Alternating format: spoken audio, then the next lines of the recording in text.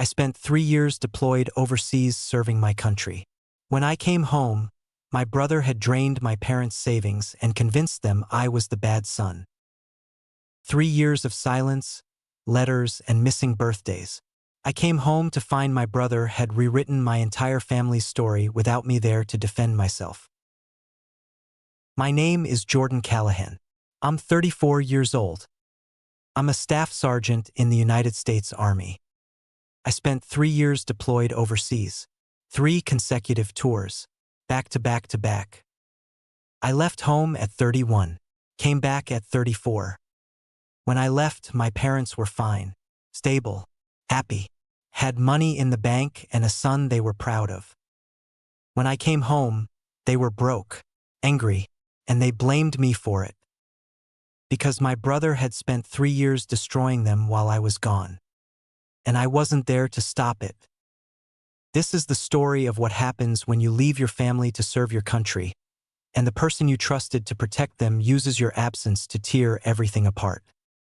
I grew up in a small town outside San Antonio, military town. Half the families had someone who served or were serving.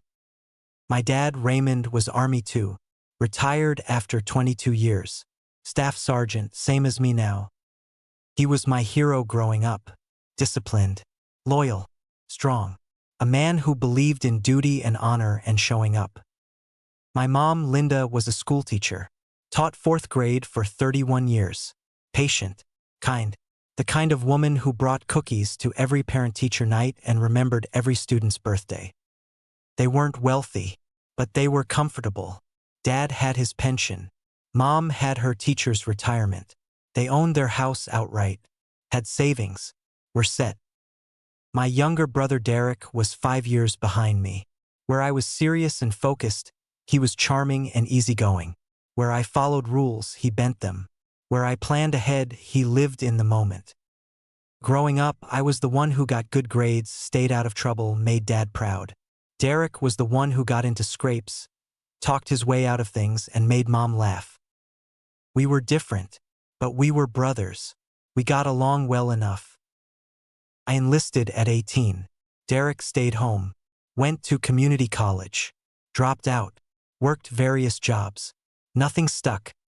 I climbed through the ranks, made sergeant by 24, staff sergeant by 28, earned my promotions the hard way, sweat and discipline and proving myself over and over.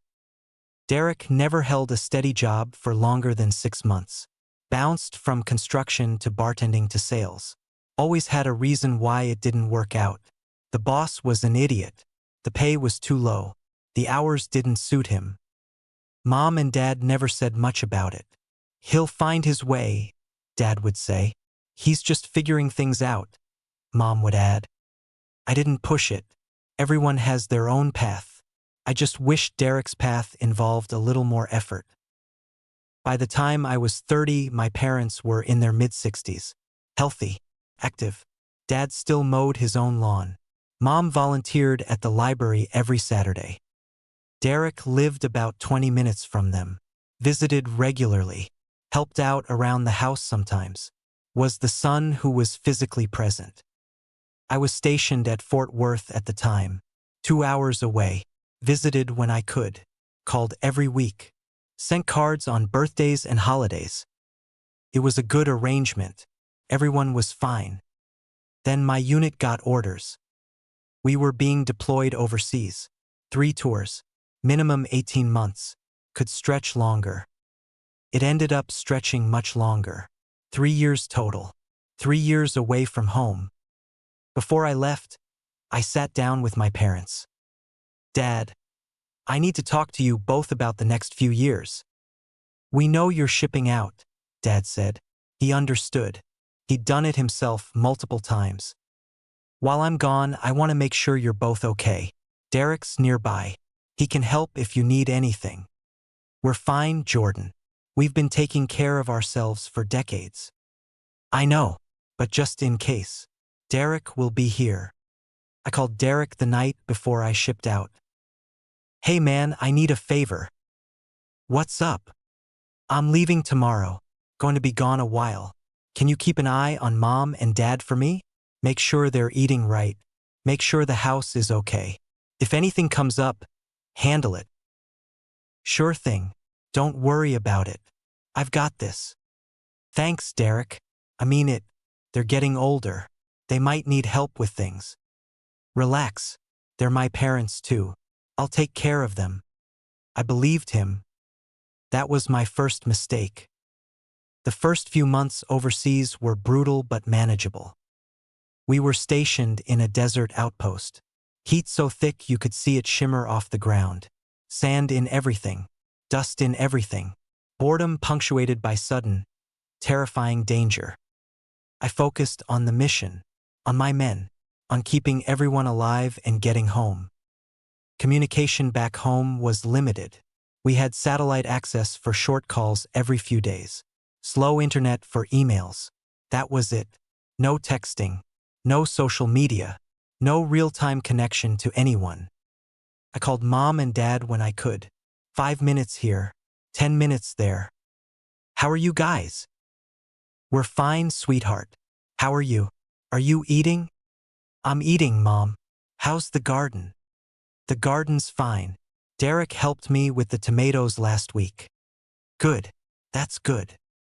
The calls were short, awkward. The time delay made real conversation hard, but I made them when I could. I wrote letters too, old-fashioned letters. Bought stamps at the base exchange and mailed them home. Mom loved getting letters. She'd write back every time. Pages and pages in her neat teacher handwriting about the neighborhood, the weather, what Dad was watching on TV. I wrote to Derek too, shorter letters, checking in. Hey Derek, how's it going? Everything good with Mom and Dad? Let me know if anything comes up. Stay on top of things. Talk soon, Jordan. Derek wrote back once. A short note. All good. Don't worry. Kick some ass over there. That was the last letter I got from him. After that, silence from Derek. I didn't think much of it. He wasn't a letter writer. Never was. Mom kept writing. Consistently. Every 2 weeks like clockwork. The first year, her letters were warm. Normal. Updates about the garden. The neighbors. Dad's health. Local news. Toward the end of the first year, something shifted. Small things at first. Derek has been so wonderful. He comes by every day now. Makes dinner for us sometimes. Derek is really stepping up. I don't know what we'd do without him. Nothing alarming. Just a slight shift in tone. A little more mention of Derek. A little less mention of anything else. I was happy about it. Derek was being a good son. That's what I asked him to do. The second year, the letters changed more. Mom started mentioning money problems. Small ones at first. The car needed a new part. Derek took care of it. We had an unexpected bill this month. Derek helped cover it. The roof had a leak. Derek called a guy to fix it. Cost a bit more than we expected. I started sending money home. Whatever I could spare from my pay. $200 here. $300 there. Thanks for the money, sweetheart. It really helps. Derek says thank you too. I didn't question it. Maintenance costs money. Houses need repairs. 2 people in their mid-60s living on pensions. Unexpected expenses happen. But the money problems kept piling up. The furnace broke down. Derek handled it. We had some medical bills. Nothing serious. Just routine stuff. Derek had some trouble this month. He needed to borrow a little from us. He'll pay it back. That last one made me pause. Derek borrowing from our parents? That wasn't new. He'd done it before, years ago. Small amounts. $20 here, $50 there. But borrowing from 2 people in their 60s living on fixed incomes? That felt different. I tried to call Derek. Couldn't reach him. Left a message. Hey Derek, call me when you get a chance. Wanted to check in about Mom and Dad. He never called back. Not once in 3 years. I tried calling Mom and Dad more often, but satellite time was limited. And when I did get through, the conversations were surface level. How's the weather? How's the food? How's Dad's knee? I couldn't ask the hard questions in 5-minute phone calls with a 2-second delay and static cutting in and out. So I trusted the letters. Trusted that everything was basically fine. Trusted my brother. Second mistake. The second year stretched into the third. Mom's letters got shorter, less frequent. When they did come, the tone was different. Less warm, more distant, sometimes almost cold. Jordan, we haven't heard from you in a while. Derek says you're busy. I hope you're okay. I wasn't busy. I wrote back every time. Sent letters consistently. But in a war zone, mail gets delayed. Sometimes weeks. Sometimes months. Derek says the military doesn't pay you enough for how hard you work.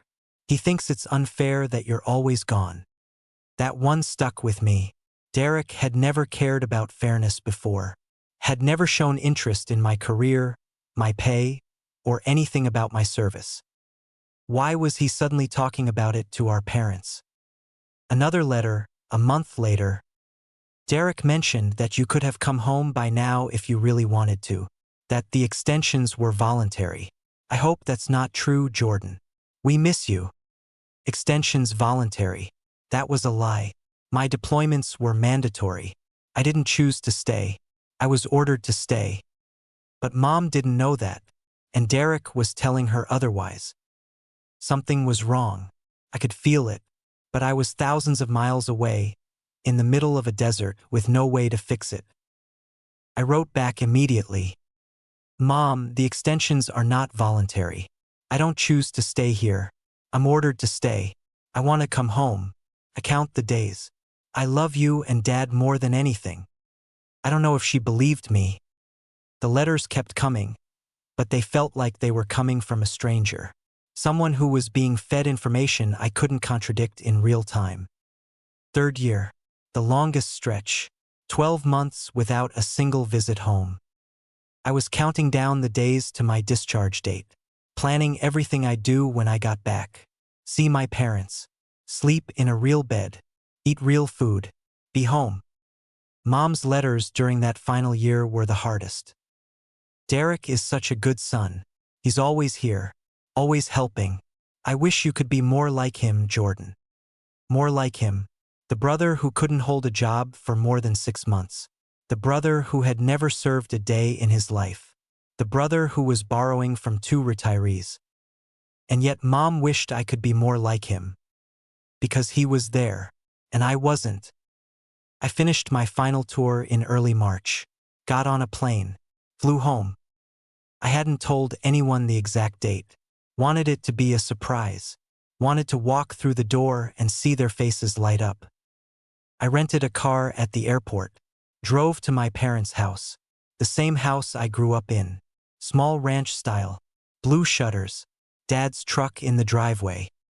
I stood on the porch for a full minute before knocking. Heart pounding. 3 years of missing this place. 3 years of counting the days. I knocked. Mom opened the door. She stared at me, didn't smile, didn't hug me. Jordan. Hey, Mom. I'm home. She stood there, eyes filling up, but not with joy. You're home, she repeated, like she was confirming something she didn't quite believe. Yeah, I'm home. For good this time. She stepped aside. Let me in. The house looked the same. Same furniture. Same photos on the walls. Same smell of coffee and pine sol. Dad was in his recliner, watching the news. Looked up when I walked in. Jordan. He nodded. Didn't get up. Hey, Dad. Not the warm welcome I'd imagined for 3 years. Not the hugs. Not the tears of relief. Not the welcome home. Just nods. And silence. I sat down. Tried to fill the quiet. It's good to be back. I missed you both so much. How have you been? Fine, Mom said, sitting in her chair across from me, arms crossed. Dad, how's the knee? Fine. Silence again. Something was very wrong. Mom, is everything okay? You seem We're fine, Jordan. Her voice had an edge, something I'd never heard before. Okay, well, I'm just happy to be home. I thought maybe we could. Derek will be here tonight, Mom said. For dinner. Great. I'd love to see him. Mom and Dad exchanged a look.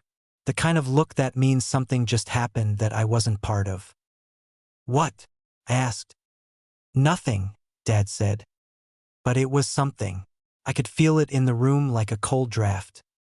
Derek showed up at 6, knocked twice, walked in like he lived there.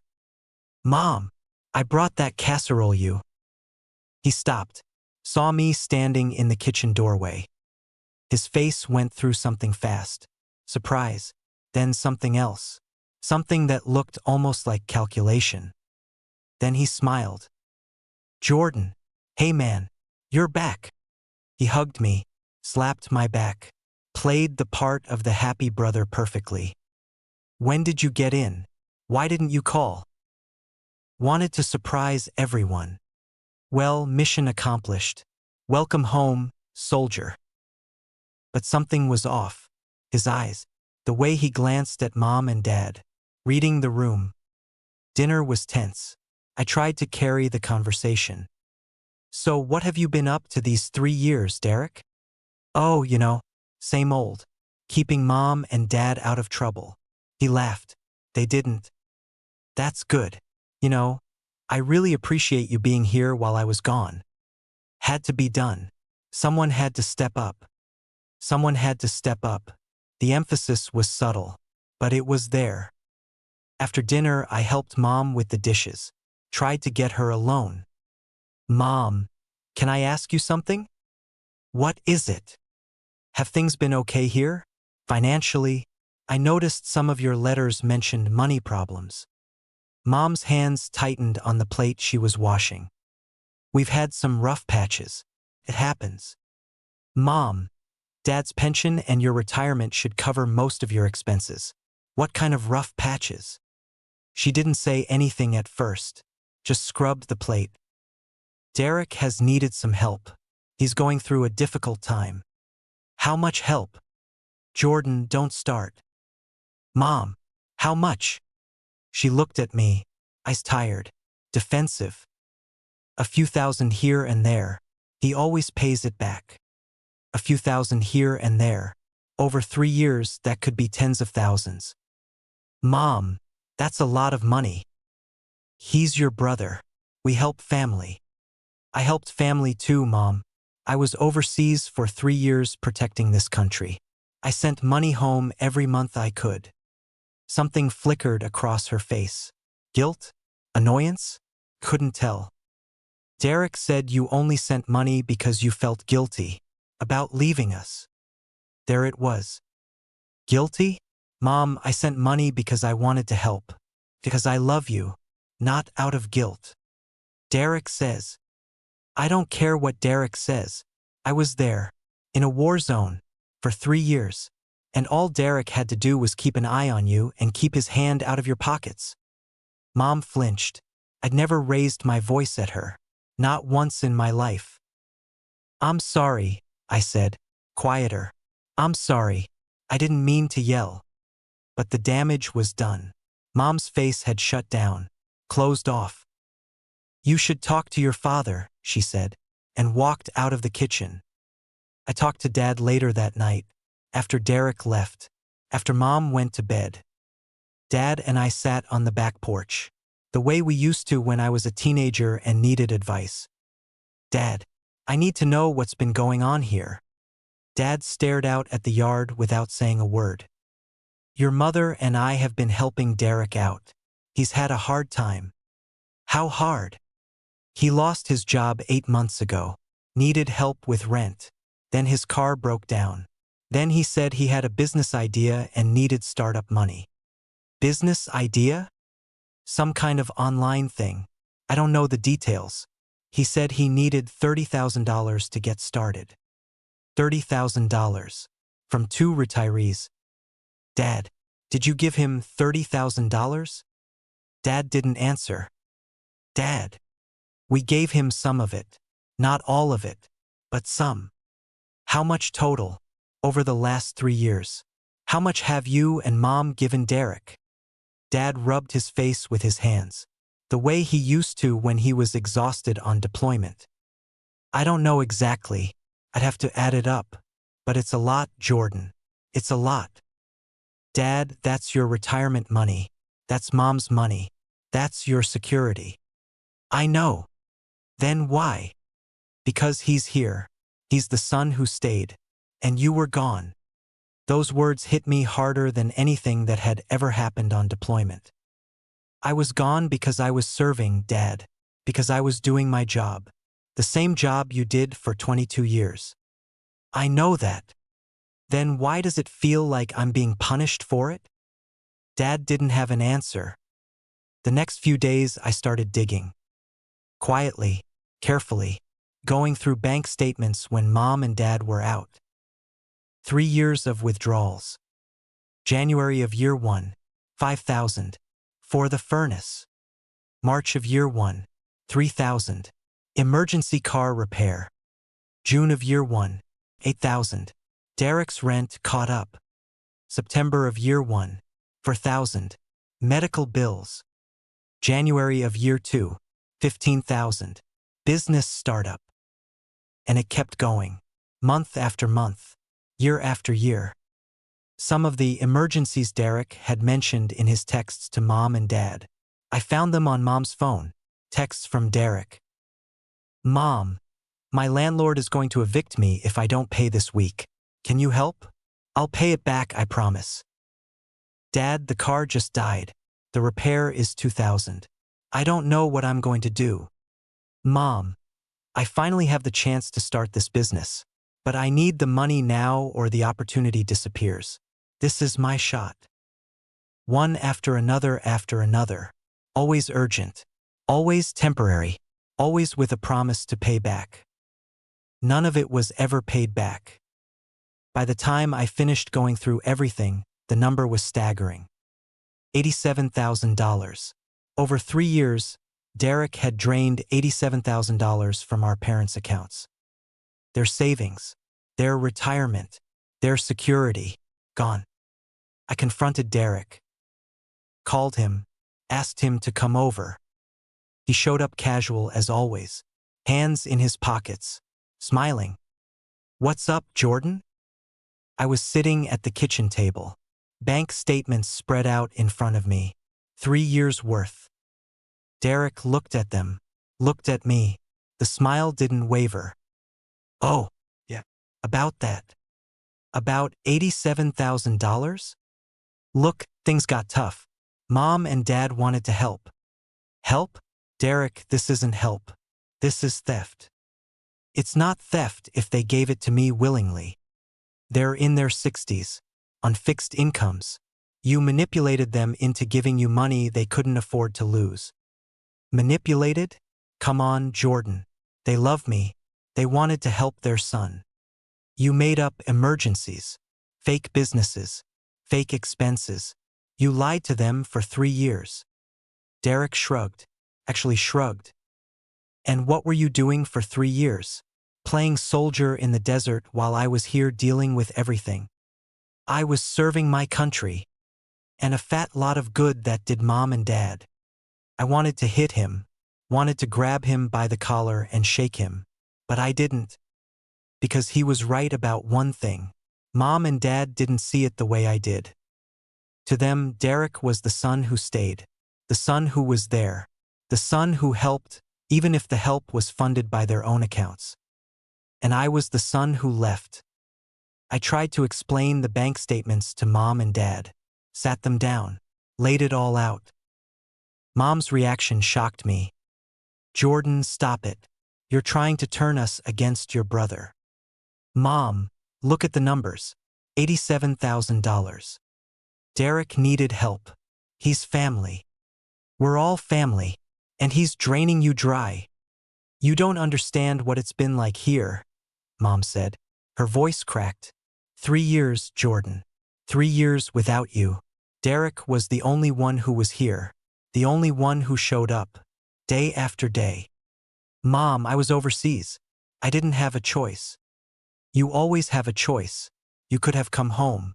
You could have gotten out of the army. You could have been here. I couldn't just leave. I had a contract. I had a duty. Duty, Mom repeated, like the word tasted bitter. Your duty was to us too. Dad didn't say anything, just sat there, staring at the table. I looked at him. Dad, you know what I'm saying is true. Dad looked up. His eyes were tired, defeated. I know, son. I know. Then tell Mom. Tell her the truth. Dad looked at Mom, then back at me. Your mother went through a hard time while you were gone, he said quietly. Lonely, scared. Derek was here. He kept her company, made her feel less alone. By lying to her. She doesn't know that. She knows the son who was here, not the one who was gone. That sentence broke something in me. The son who was there, the son who was gone. 3 years of service, of sacrifice, of missing birthdays and holidays and everything that mattered. And all it did was make me the villain. I spent the next 2 weeks trying to fix things. Talked to a lawyer. Looked into whether Derek could be charged with elder financial abuse. The lawyer said it was complicated. Mom and Dad had given the money willingly. No signatures were forged.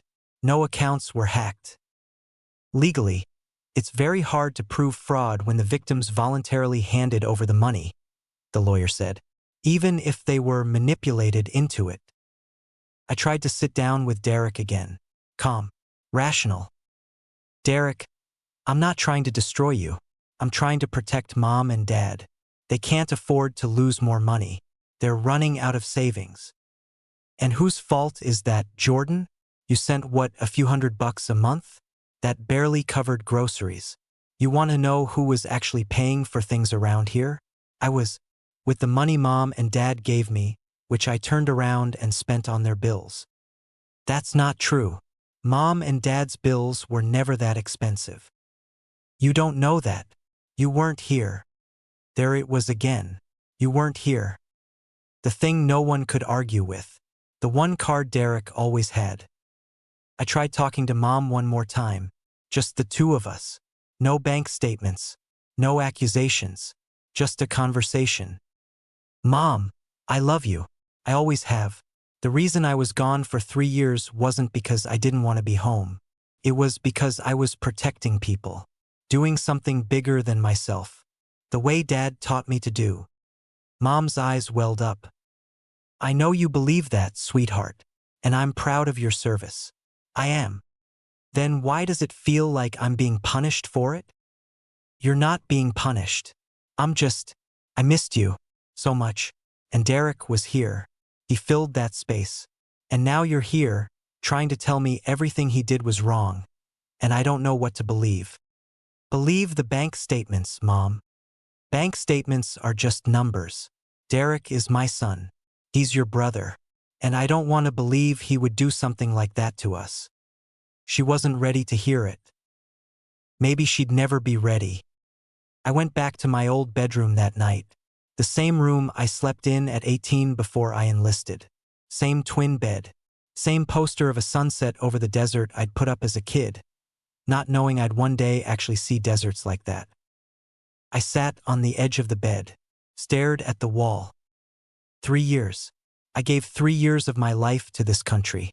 Saw things no one should see. Did things no one talks about at dinner parties. Came home expecting to be welcomed, to reconnect, to be with the family I'd been fighting to protect.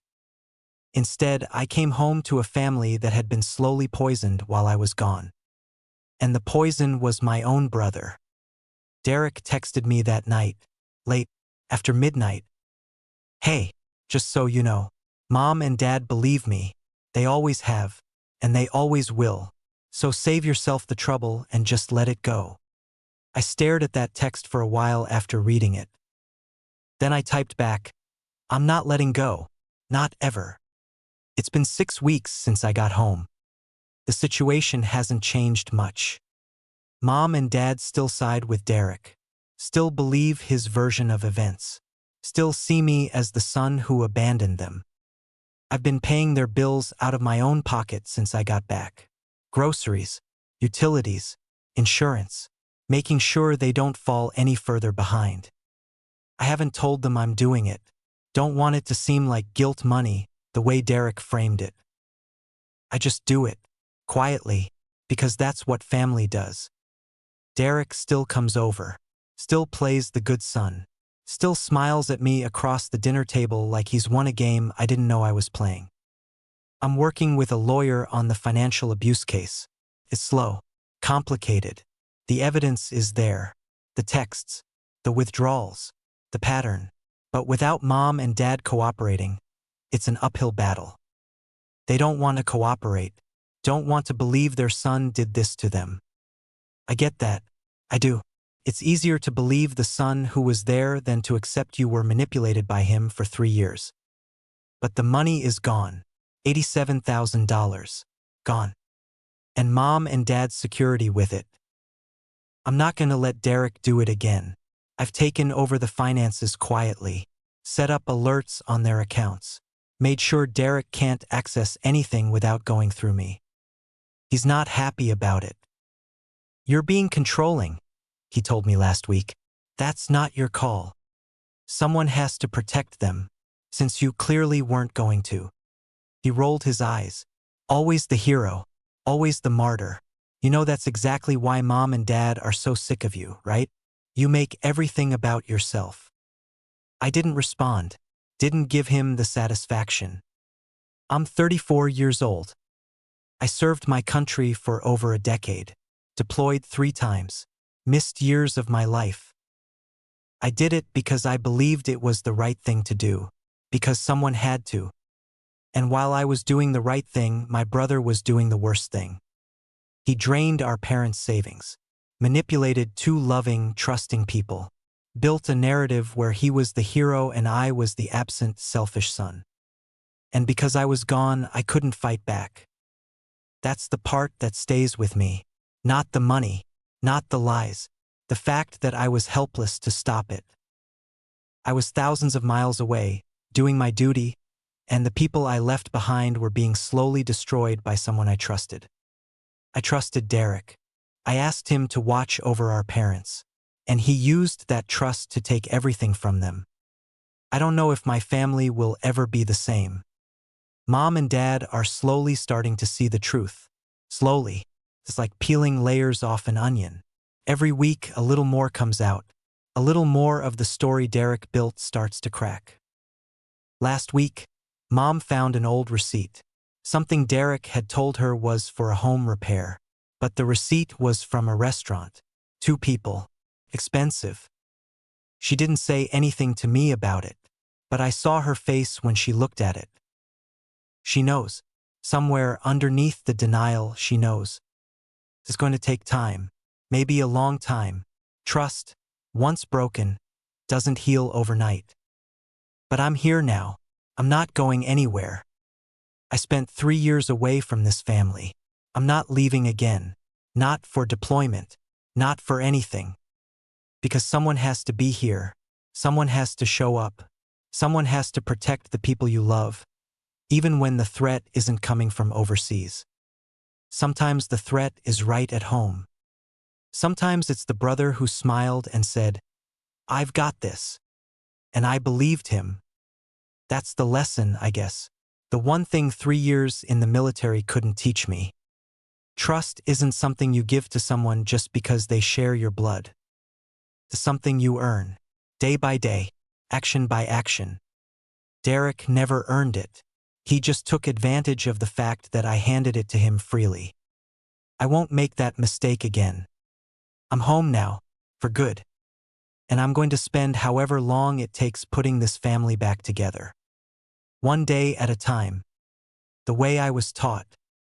Have you ever been betrayed by someone you trusted to protect your family?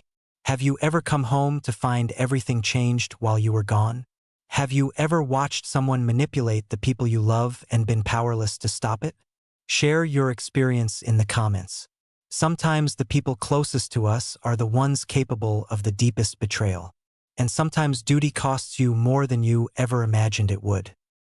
If you believe that the son who stayed shouldn't get to destroy the family while the son who served is overseas protecting everyone, hit that like button and subscribe. Because loyalty isn't about who's physically present. It's about who you can actually trust. And sometimes the person you trusted the most is the one who does the most damage. Hashtag he destroyed them while I was gone.